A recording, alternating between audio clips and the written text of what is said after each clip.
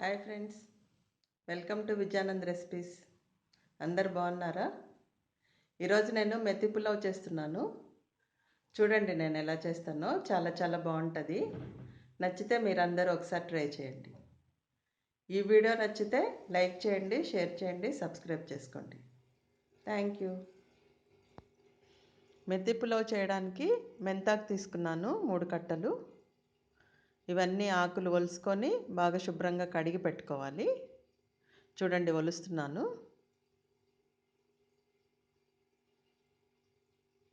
మెంతాకంతా ఒలిసేసాను. ఇప్పుడు శుభ్రంగా రన్నింగ్ వాటర్లో బాగా కడుక్కోవాలి 3-4 సార్లు. చాలా ఇసుక మట్టి అంతా ఉంది, అందుకనే బాగా కడుక్కోవాలి శుభ్రంగా. చూడండి కడిగి పెట్టాను.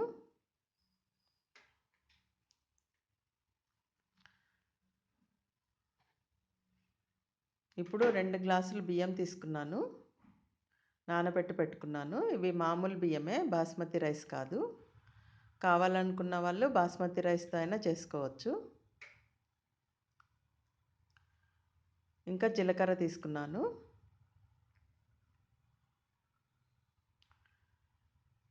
ఇంకా 5 పచ్చిమిరపకాయలు తీసుకున్నాను, కొంచెం ఘాటు పెట్టి ఉంచుకున్నాను. ఇప్పుడు కుక్కర్ పెట్టుకోవాలి పొయ్యి మీద. 3 స్పూన్ల ఆయిల్ వేస్తున్నాను.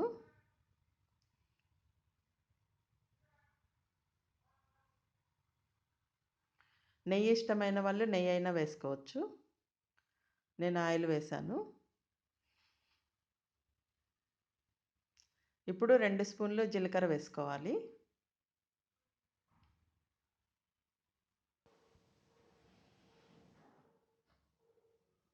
ఒక నిమిషం వేయించుకోవాలి జీలకర్ర.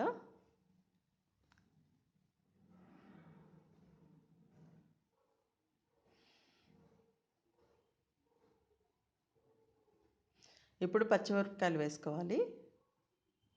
పచ్చిమిరపకాయలు కూడా ఒక నిమిషం వేయించుకోవాలి.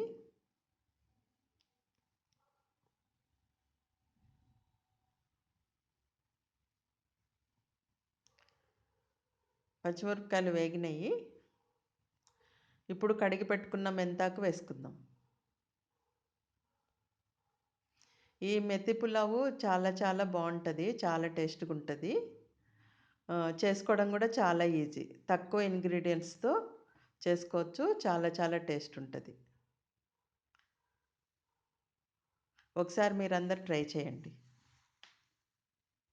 మెంతాకు వేయించుకోవాలి.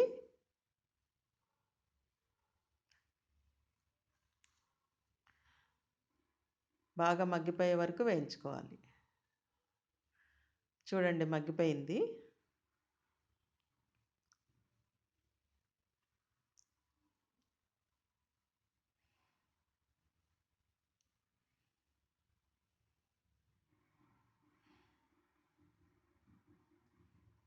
బాగా వేయించుకోవాలి కాసేపు.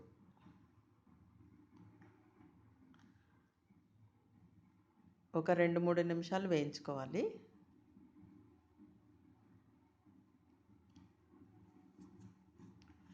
ఇప్పుడు మనం కడిగి పెట్టుకున్న రైస్ వేసుకుందాము.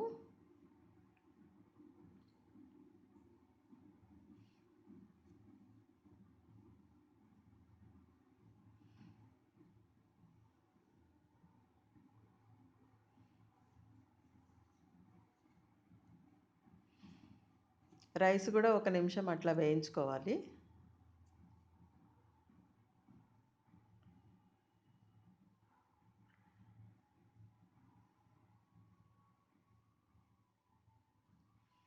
ఇప్పుడు మనం నీళ్లు పోసుకుందాం. నేను 2 గ్లాసులు బియ్యం తీసుకున్నా కాబట్టి 4 గ్లాసులు నీళ్లు పోస్తున్నాను. ఇవి మామూలు రైసు, అందుకనే 1 గ్లాసు బియ్యంకి 2 గ్లాసులు నీళ్లు పోసుకోవాలి. నేను 2 గ్లాసులు బియ్యం తీసుకున్నా కాబట్టి 4 గ్లాసులు నీళ్లు పోస్తున్నాను.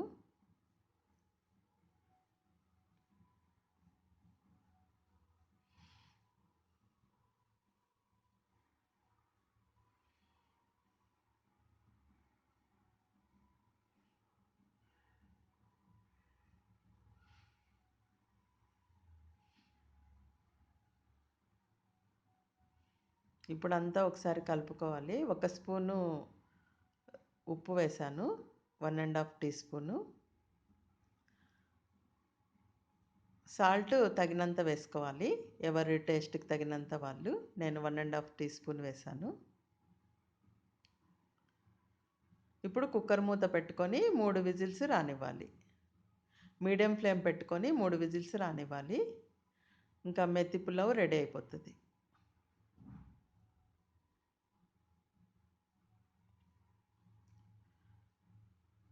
3 విజిల్స్ వచ్చి ఆఫ్ చేసుకున్నాను.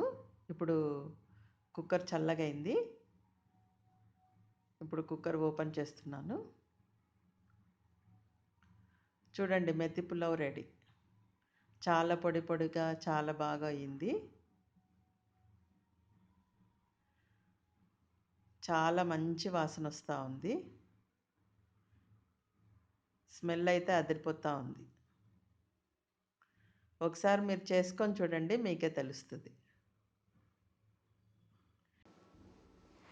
ఇప్పుడు ప్లేట్లోకి తీసుకుందాము. చూడండి ఎంత పొడి పొడిగా ఎంత బాగుందో. చాలా చాలా బాగుంటుంది. ఈ మెత్తి పులావ్ ఏ చట్నీతో అయినా తినొచ్చు. పుదీనా చట్నీ అయినా, కొత్తిమీర చట్నీ అయినా, టమాటా చట్నీ అయినా, ఏ చట్నీతో అయినా బాగుంటుంది. నేను ఇప్పుడు పుదీనా చట్నీతో సర్వ్ చేశాను. చూడండి, చాలా చాలా బాగుంది. ఒకసారి మీరు అందరు ట్రై చేయండి. చాలా చాలా బాగుంటుంది.